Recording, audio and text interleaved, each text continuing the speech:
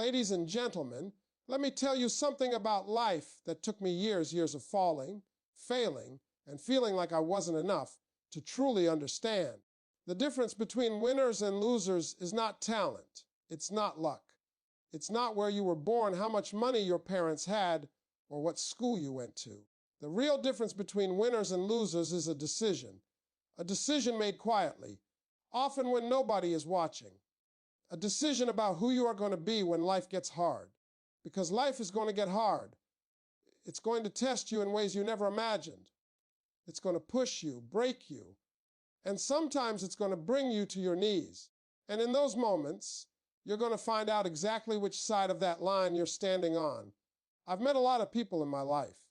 Rich people, poor people, famous people, unknown people.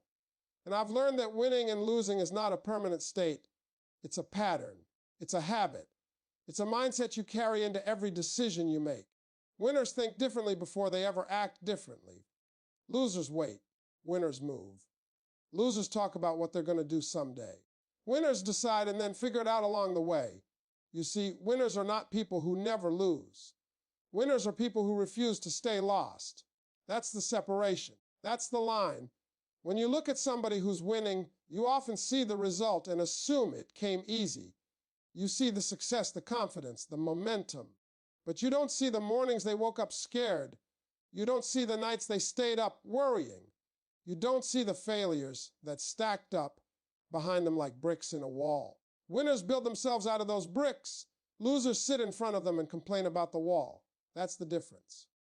Same bricks, same obstacles, different response. You have to understand something about failure. Failure is not the opposite of winning. Failure is the path to winning. Every winner you admire has a story full of rejection, embarrassment, loss, and doubt. The difference is that they kept going when it stopped being fun. They kept going when nobody clapped. They kept going when the results didn't match the effort. Losers stop when the excitement fades. Winners continue when the reality sets in. That's why success is rare, because persistence is rare. Another thing that separates winners from losers is responsibility. Winners take it. Losers avoid it. When something goes wrong, losers look outward. They blame the system, the economy, the boss, the family, the timing, the world. Winners look inward first. They ask, what could I have done better? What can I learn? Where can I improve? That question alone changes everything. Because the moment you take responsibility, you gain power. If it's your fault, you can fix it. If it's everyone else's fault, you're stuck. That's why blame feels comfortable but keeps you trapped. Responsibility feels heavy but sets you free. Winners also understand sacrifice. They understand that you cannot have everything at once. You cannot chase comfort and greatness at the same time. You cannot sleep on your dream and expect it to wake up. There are going to be days when you're tired, when you'd rather rest, when you'd rather choose ease.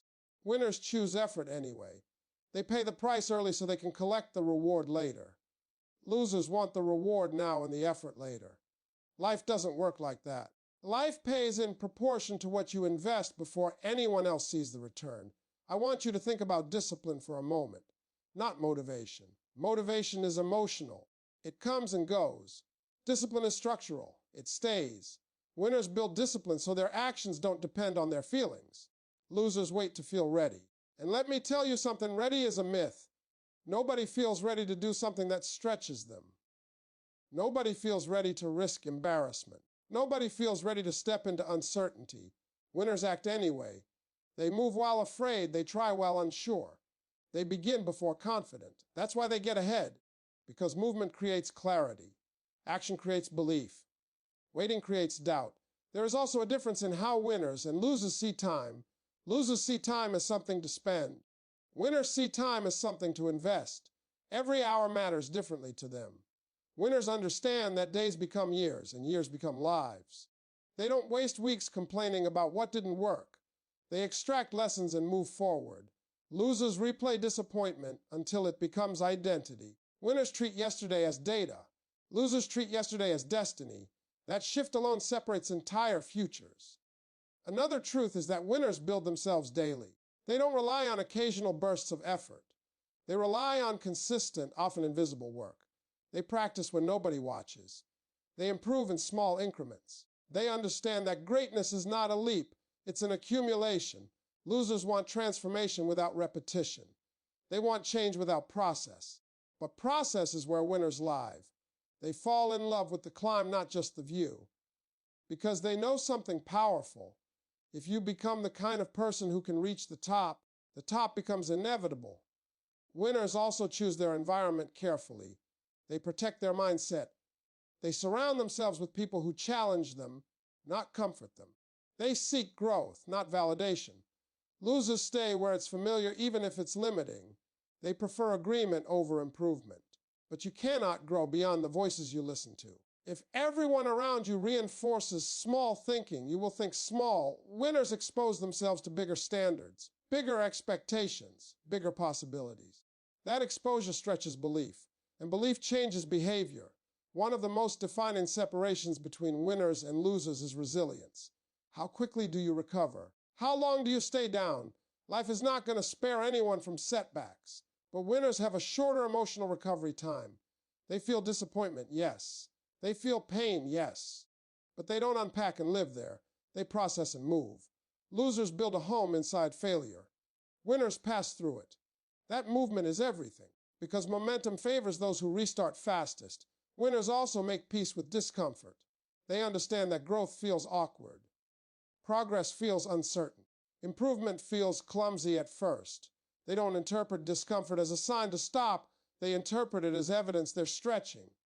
Losers interpret discomfort as danger, so they retreat to what they already know. But what you already know can only produce what you already have. Winners accept temporary incompetence for permanent advancement. That trade changes lives. There's also something about belief that separates winners from losers. Winners believe before proof. Losers wait for proof before belief. But belief is what fuels the effort that creates proof. It's circular. If you wait to see results before committing, you'll never commit enough to produce results. Winners commit early.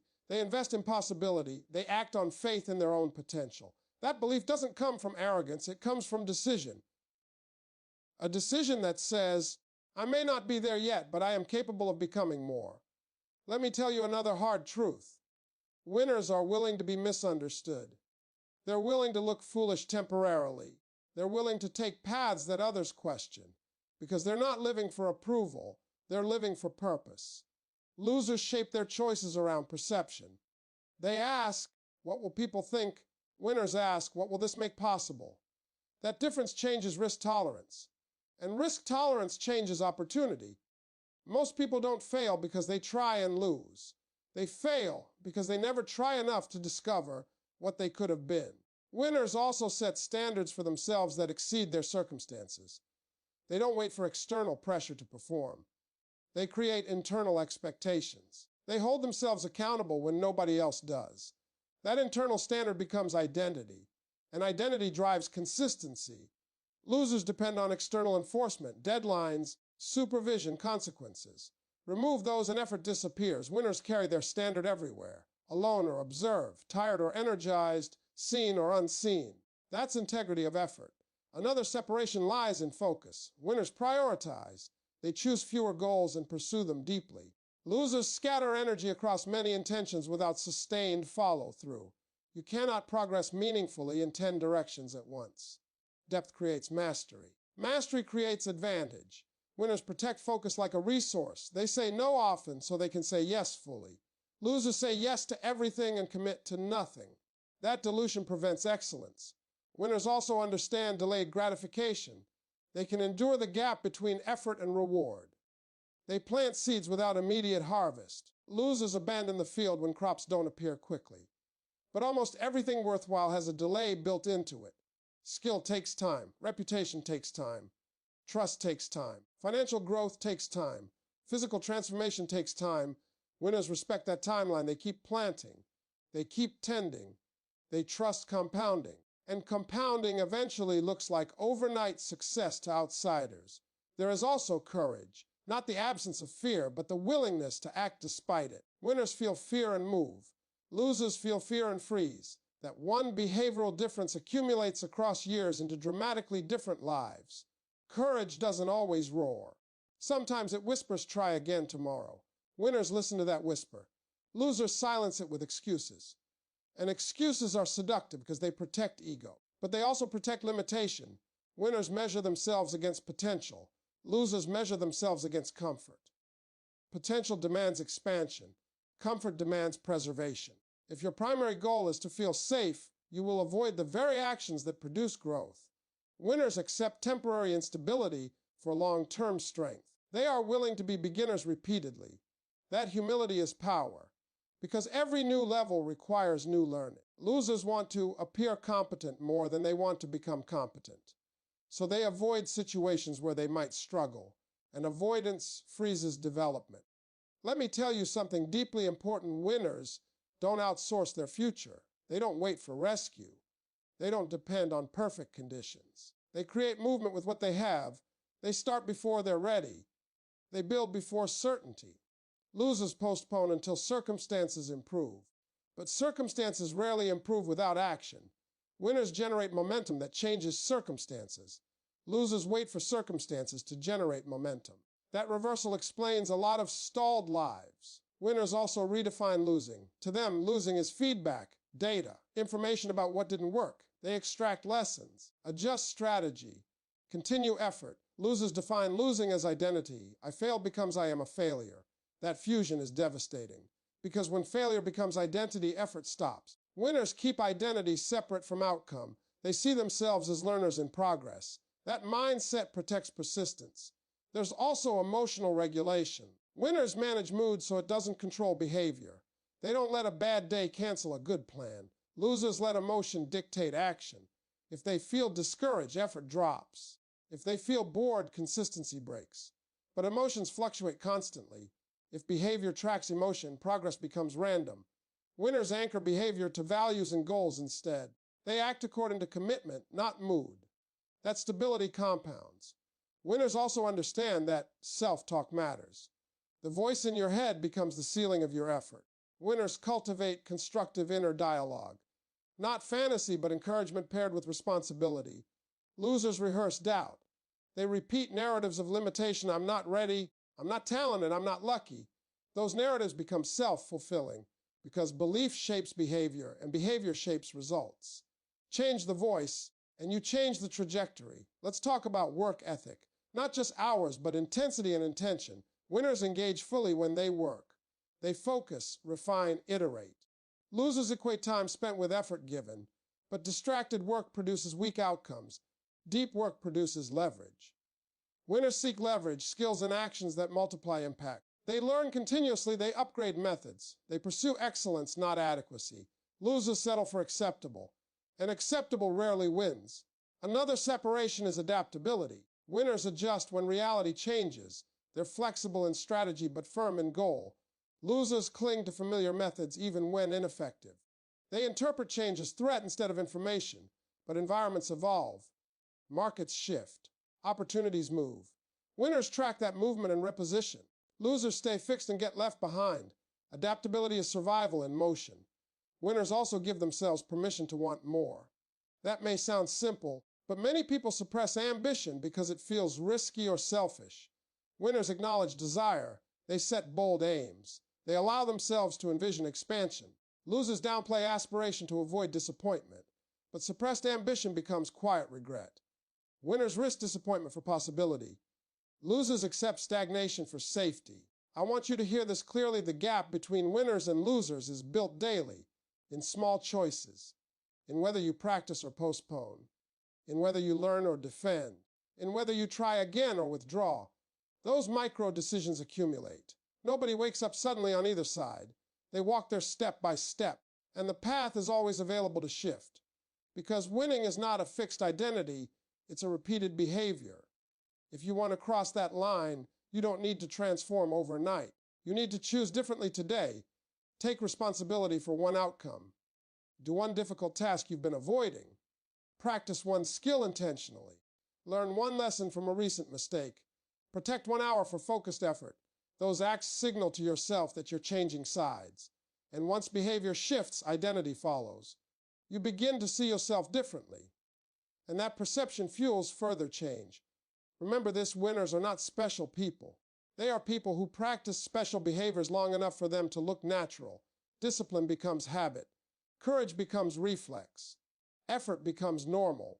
The extraordinary becomes ordinary through repetition. That's accessible to anyone willing to persist through the awkward phase where it still feels unnatural. Most people quit in that phase. Winners stay, and yes, there will be moments you slip, days you don't meet your standard, attempts that fail. That does not move you to the losing side unless you stop recommitting. Winners fall short and recommit quickly. They don't wait for Monday, next month, or next year. They reset now. That immediacy preserves momentum. Delay erodes it. You must also guard against comparison. Winners measure progress against their past self, not someone else's highlight reel. Comparison distorts reality. It makes you feel behind even when you're advancing. Losers let comparison drain motivation. Winners use it as information or ignore it entirely, because the only sustainable race is internal growth. Let me close with something powerful. The line between winners and losers is not drawn in talent, resources, or background. It is drawn in response. How do you respond to difficulty? How do you respond to delay?